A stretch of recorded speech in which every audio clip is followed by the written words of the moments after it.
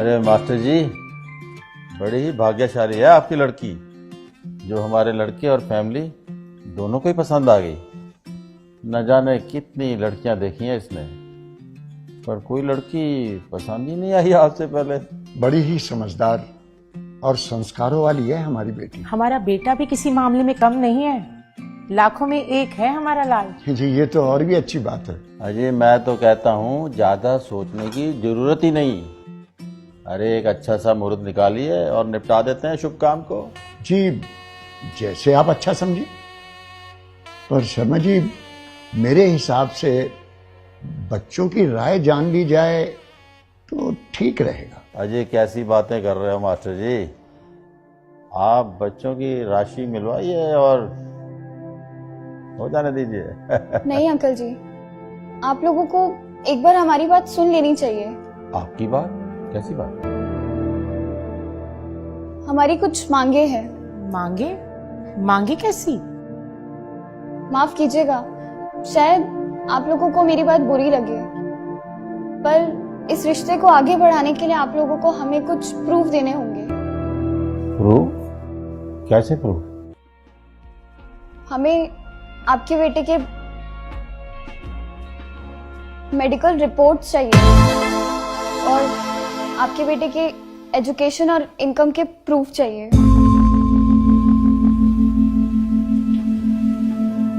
Police verification के साथ आपके बेटे का कैरेक्टर सर्टिफिकेट और जिस घर में आप लोग रह रहे हैं उस घर का ओनरशिप प्रूफ चाहिए। ये सभी प्रूफ देने के बाद फिर चाहे राशि मिले ना मिले, हम इस रिश्ते के लिए तैयार हैं। मास्टर जी, ये सब क्या है? माफ कीजिए शर्मा जी, अगर मेरी बेटी ने कोई गलत बात कह दी हो, पर शर्मा जी जमाना बहुत तेजी से बदल रहा है। जमाने के साथ साथ संस्कारों को भी चेंज करना होगा, नहीं तो ये रोज रोज तलाक के किस्से आगे बढ़ते चले जा रहे हैं। इनको रोकना बहुत मुश्किल हो जाएगा, बहुत मुश्किल हो जाएगा। अरे वाह, आपकी बातों का मतलब है कि हम झूठे हैं और हमें सच साबित करने के लिए प्रूफ देने होंगे। अरे वाह। सुनो जी, मास्टर जी को भी बात करने का मौका दो। कहिए मास्टर जी, क्या है आपके मन में? शर्मा जी, हम ये नहीं कह रहे कि आप झूठे हैं, पर अगर आप गलत नहीं हैं तो मुझे नहीं लगता कि प्रूफ देने में आपको कोई परेशानी होनी चाहिए। शर्मा जी, मेरी पत्नी के देहांत के बाद मेरी दोनों बेटियां कभी भी मुझसे एक पल के लिए दूर नहीं हुई। आज मेरी लाडली बेटी, मेरा जिगर का टुकड़ा, जिंदगी भर के लिए किसी दूसरे के साथ कैसे जा सकती है, ये जाने बिना कि वो कौन है, कहां से आया है, क्या मेरी बिटिया को अच्छी तरह रख पाएगा? शर्मा जी, मैं अपनी बेटी का भाग्य तो नहीं बदल सकता,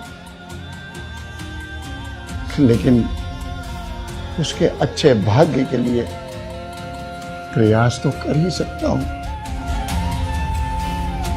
प्रयास तो कर ही सकता हूं।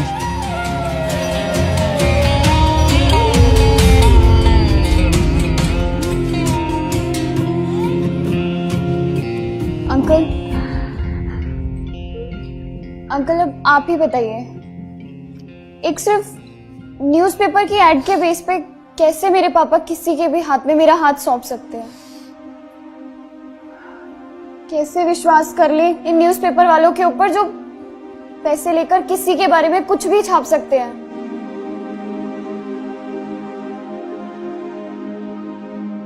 अंकल, मैं एक लड़की हूं और शायद आप लोगों को मेरा बोलना अजीब लग रहा होगा,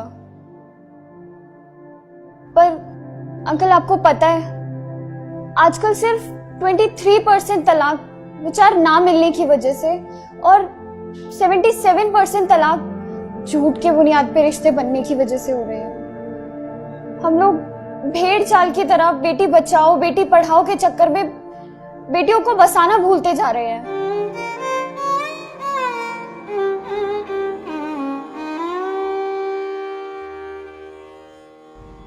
शादी से पहले हम लोग पुलिस स्टेशन, हॉस्पिटल या फिर किसी ऑफिस में जाकर इंक्वायरी करवाने की बजाय पंडितों से राशि मिलवाना जरूरी समझते हैं। सोशल मीडिया पर अपने दिखावे के चक्कर में हम लोग लाखों रुपए सिर्फ और सिर्फ प्री वेडिंग शूट पर ही खर्च कर देने में लगा देते हैं।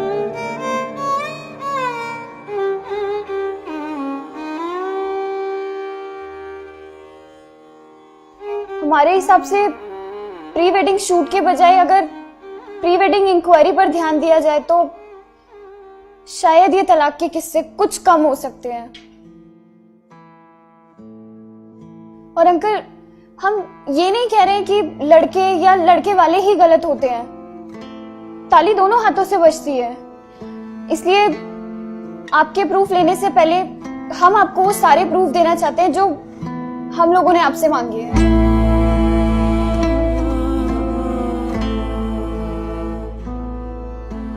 शर्मा जी, एक आखिरी बात आपसे और कहना चाहूंगा कि इस तरह के फैसले कभी दिल से नहीं करने चाहिए, दिमाग से करने चाहिए, बाकी ऊपर वाले पे छोड़ देना चाहिए। उसके आगे आपकी मर्जी।